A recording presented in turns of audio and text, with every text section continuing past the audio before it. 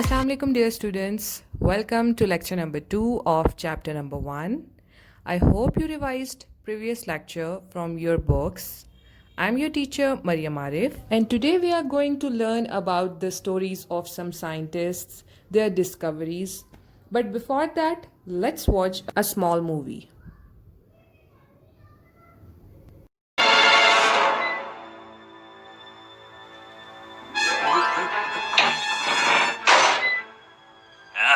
Take it.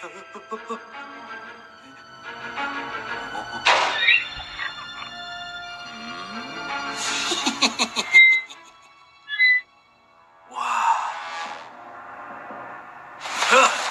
Is this crown pure gold? Is it?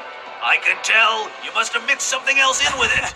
My lord, I assure you, this crown is just as heavy as the bullion you gave me.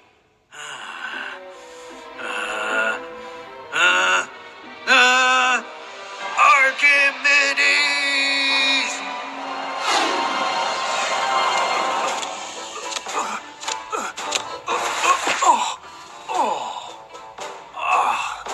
Archimedes, I want to know if this crown is pure gold.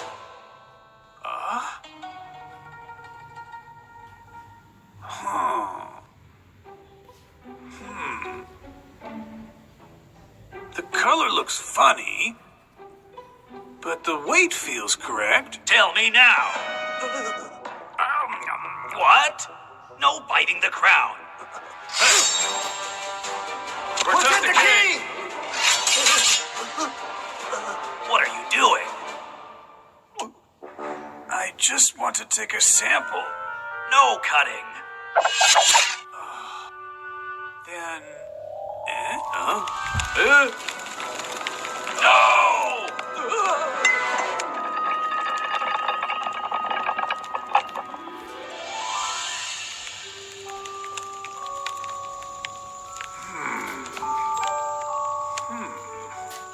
Whatever you do, you must not damage the crown.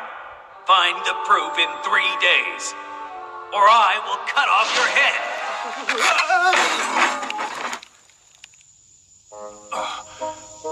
How's he doing? looks like he can't think of anything. He only has 3 days or he'll lose his head. Who cares? We just need to watch the crown. Oh.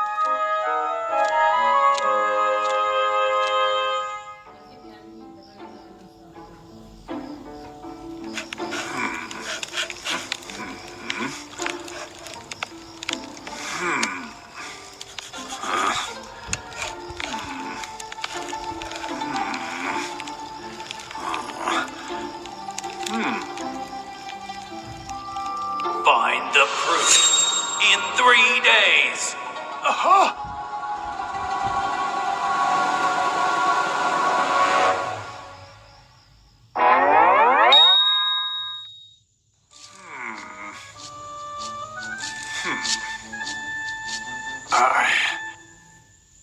How can I measure it? This story is given in your books on page number 7. Cutting it short, Archimedes was so confused that how can he find out the correct mass, or how can he find out that the gold is pure without even damaging the crown?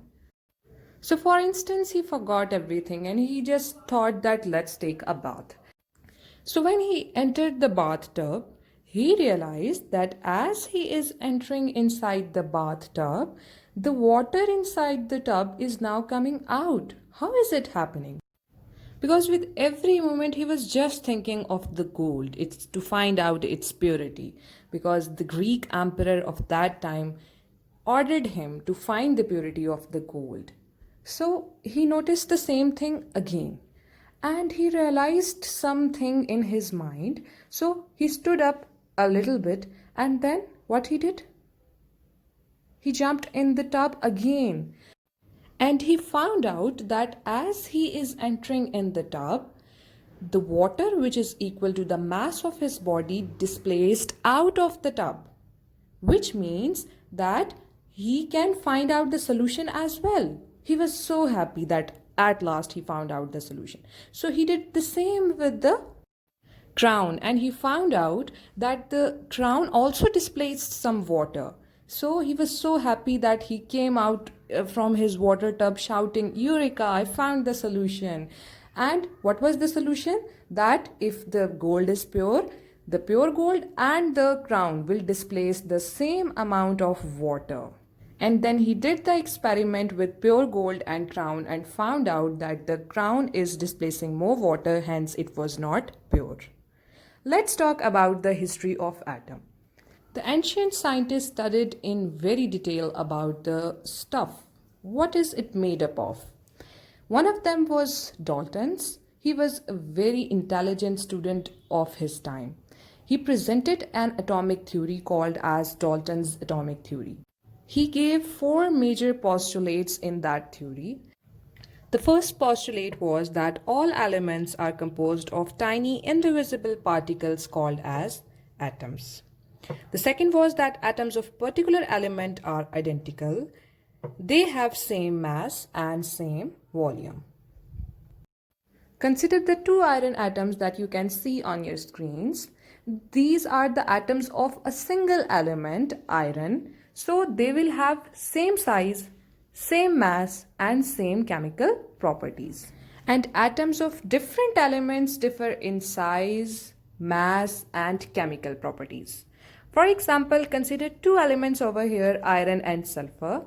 They both differ in size, mass, and definitely the chemical properties will also be different because sulfur is smaller in size and iron is larger in size. The third postulate says that during chemical reactions, atoms combine or separate or rearrange. They combine in simpler ratio. For example, consider a reaction over here.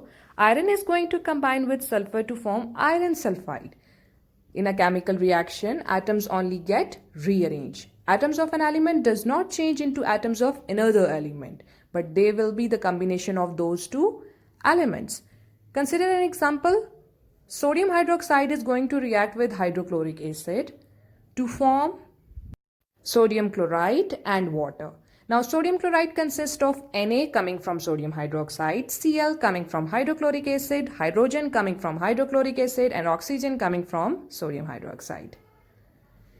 The fourth and the final postulate says that atoms can neither be created nor be destroyed. For example, consider a reaction. Magnesium will react with chlorine to form MgCl2 magnesium chloride. Can you see any other atom over here? No. Which means only those atoms which are taking part in reaction will form a new compound. Okay, let's revise the 4 postulates of Dalton's atomic theory. First postulate was that all matter is made up of tiny particles called atom. Atoms are invisible particles which cannot be created nor be destroyed. Atoms of given element are identical in mass and shape, and atoms of different elements have different masses and different shape. Now we are going to differentiate the 3 terms element, compound and mixture. To understand this difference, you need to consider the 3 balls. These 3 balls are elements.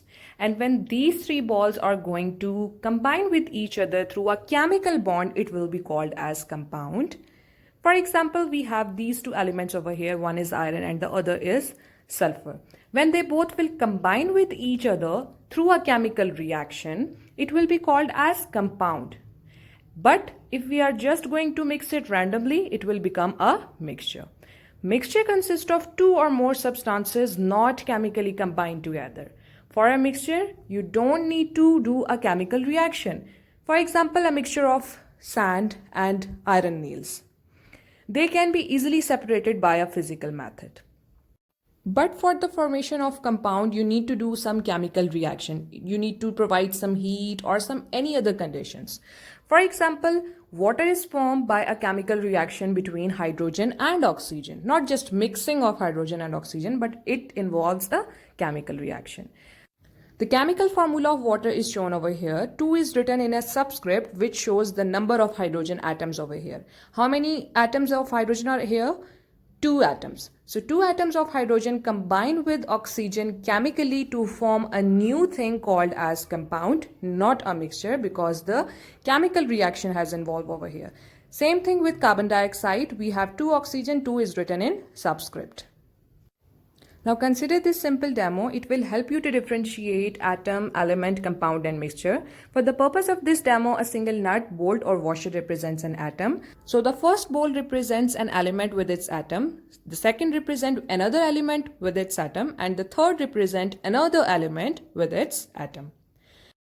Now let's see what is a compound. We already have studied that a compound is a substance that consists of two or more elements held together in a fixed proportions by a natural force called chemical bond. So the nuts, bolts and washer are bonded with each other properly, so we will call it compound. We have compound in three bowls. And when we will mix these atoms of different elements with each other randomly without any proper bonding or without any proper arrangement, this thing will now called as mixture, not a compound, because the atoms of different elements are not properly bonded with each other. That's it for today. I hope you enjoyed today's lecture. Don't forget to make notes of important things discussed in this lecture. And try to complete self-assessment exercise 1.1 on your registers neatly, which I will check later when your schools will reopen. If you find any question regarding this topic, you can ask me anytime. Keep learning, don't waste your time. Have a good day. Take care.